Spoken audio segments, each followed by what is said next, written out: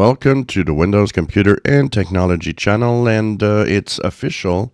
Microsoft has announced that Skype will be terminated, basically, on May 5th.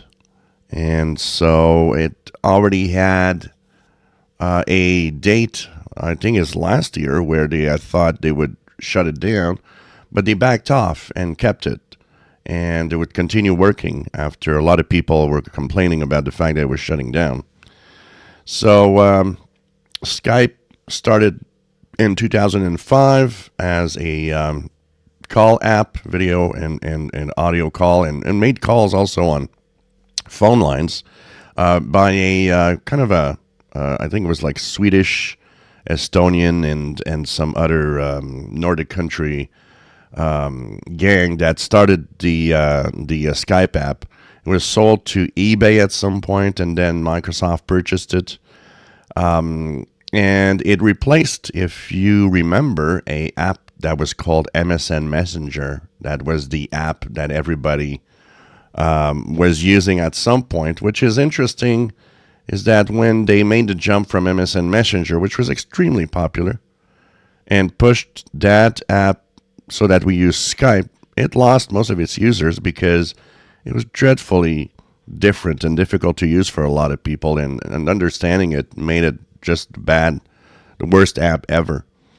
The other thing that is very interesting here is, when you look at Microsoft, that had kind of the app, like, just the MSN Messenger part, and that when the pandemic hit, Zoom, which was totally unknown, became the app for collaboration. You're kind of seeing how Microsoft totally missed the point somewhere, as it already had all of that. But anyways, so if you are using Skype still, what's going to happen is that on May 5th, it's going to stop working. You'll have 60 days to download the Teams app, free.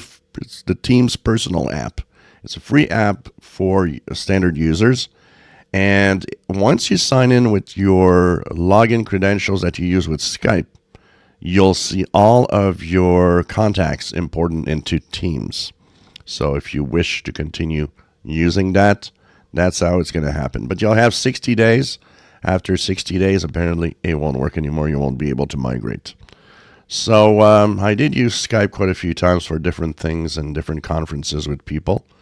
Over the years, I have moved on to Zoom, which kind of has a lot more bells and whistles and interesting features. So especially when you're a lot of people together. So anyways, I think we can say goodbye to Skype, which was somewhat popular, but not the favorite that people were using.